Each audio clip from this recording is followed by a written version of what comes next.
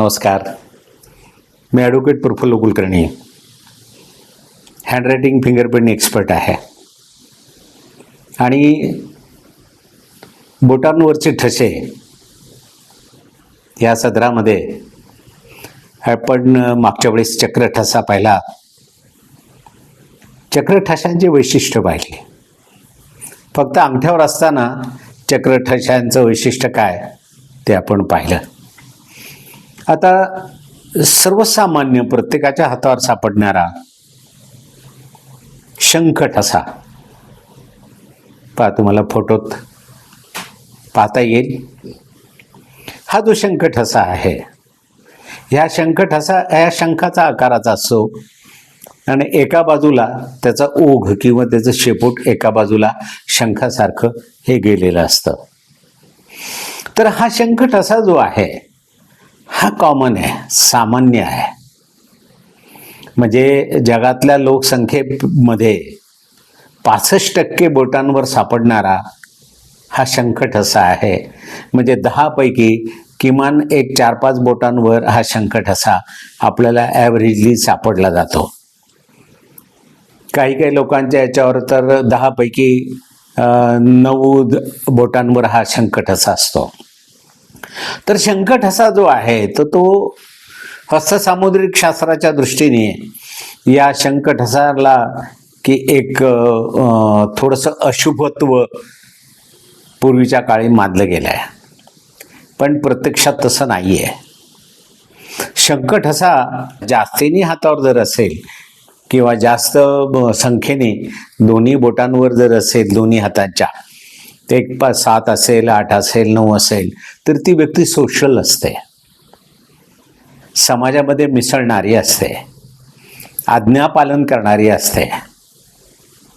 म्हणजे तो जो शंखठसा जो आहे तर तो समाजामध्ये राहण्यासाठीच्या दृष्टिकोनातून अतिशय उपयुक्त असतं की किंवा म्हणजे तो ती व्यक्ती शंखठशामुळे एक सामाजिक प्रवृत्ती तिच्यामध्ये आपल्याला आढळते. आता हा जो काही शंखठसा आहे, हा शंखठसा एक स्वतंत्र विद्वत्तेचा किंवा स्वतंत्र काही तुम्हाला इंटेलिजन्स देणारा बिलकुल नाही. हा सामान्य हुशारीचा आहे, म्हणजे जी काही हुशारी आहे. पण ह्या शंखठशामधली जी काही वैशिष्ट्य आहे की तुमची हुशारी जी आहे ती हुशारी या शंखठसे हातावर जर असतात तर ती तुम्हाला डेव्हलप करता येते किंवा मेहनतीने तुमची हुशारी हे जर शंखठसे जर बोटांवर जास्त असतील तर ती तुम्हाला वाढवता येते. असं याचं स्वतंत्र कारकत्व आहे. आता 10 पैकी निदान एक 5-7 बोटांवर शंखठसा हा तुम्हाला पाहायला मिळतो.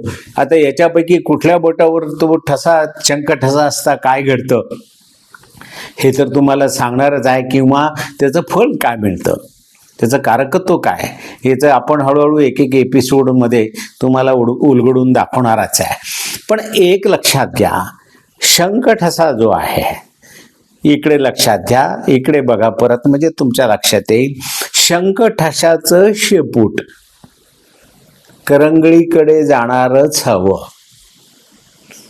शंखठशाचं शेपूट किंवा शंखठशाचा एंड जो आहे रेषांचा, तो करंगळीकडे जाणारा हवा. तो जर उलट असेल, अंगठ्याकडे जर जाणार असेल तर त्या व्यक्तीला त्या जिथं ज्या बोटावर असेल तर त्या बोटाच्या ग्रहानुसार न्यूनता निर्माण येते किंवा एक विचित्रपणा त्या व्यक्तीच्या ठायी असतो. तर हा जो आहे तर हा महत्वाचा भाग आहे.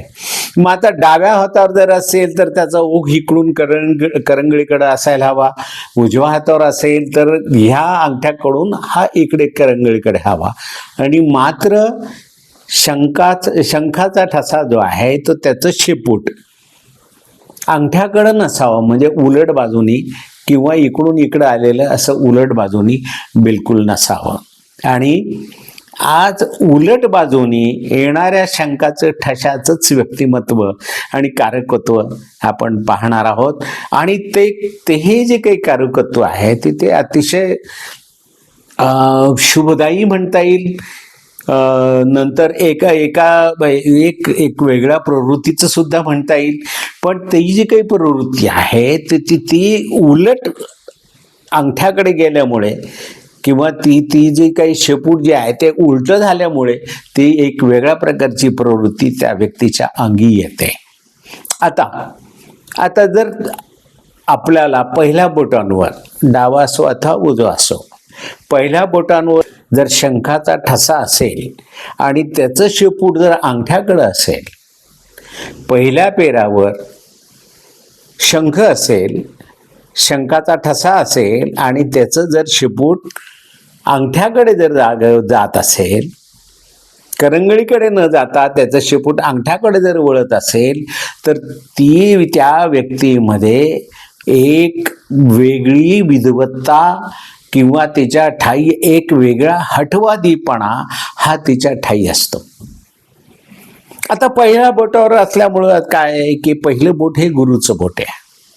मग आता गुरुच्या बोटांवर जर तो शंख ठसा जर उलटा जर असेल, तर त्या व्यक्तीमध्ये गुरुतत्व जे आहे ते एक वेगळ्या प्रकारचे गुरुतत्व सम्मिलित होतात. आता गुरुतत्व जेव्हा सम्मिलित होतात तेव्हा त्या गुरुतत्वाच्या अनुषंगाने त्या व्यक्तीला तिची जी काही ध्यानधारणा असेल, तिथं जे काही देवापर्यंत जाण्याचा जे काही तिची जी काही साधना असेल किंवा तिची जी काही धार्मिक प्रवृत्ती असेल, तर ती संपूर्णपणे जगावेगळी असते. आणि अशा व्यक्ती अवलिया असतात, ज्ञानी असतात. धार्मिक क्षेत्रामध्ये यांचं स्थान हे मोठं असतं.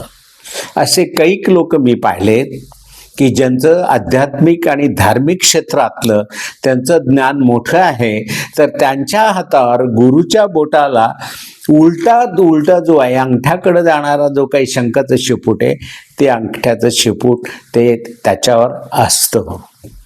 पहा, एक शंख जो आहे त्या शंखाने फक्त त्याचा ओघ बदलला, करंगळीकडे जाण्याच्या ऐवजी अंगठ्याकडे आला.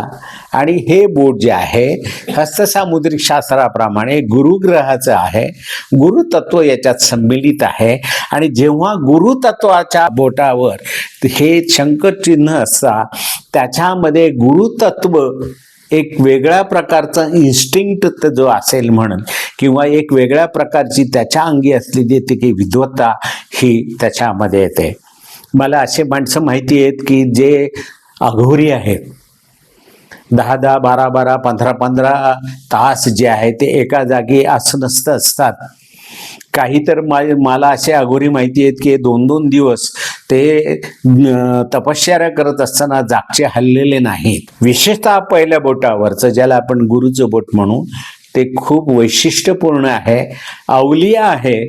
आणि त्याच्यानंतर सुद्धा जर खाली जर एक वलय असेल, एक हस्तसामुद्रिक शास्त्रामध्ये एक गुरुवलय असतं, ते गुरुवलय सुद्धा तुम्हाला आध्यात्मिक क्षेत्रातली उंची खूप वाढते.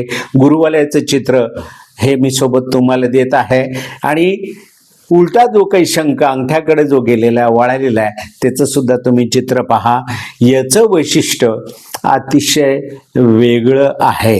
आणि बाकीचे जे काही शंख असेल तर ते सामान्य असेल. कष्टाळू माणसाच्या हातावर, बाकीच्या हातावर जे मॅक्झिमम शंख असतात असे माणसं कष्टाळू असतात आणि कष्टानेच वर येतात. त्यांच्या आयुष्यात कष्ट केल्याशिवाय पर्याय असत नाही. चला तर आज आपण एक शंखचिन्ह पाहिलं. पुढच्या वेळेस आपण एक शुक्तिचिन्ह पाहू आणि ह्या शुक्तिचिन्हाचा त्या व्यक्तीवर, त्या व्यक्तिमत्वावर, तिच्या अंगभूत कलांवर काय काय परिणाम होतो ते पाहूयात. नमस्कार.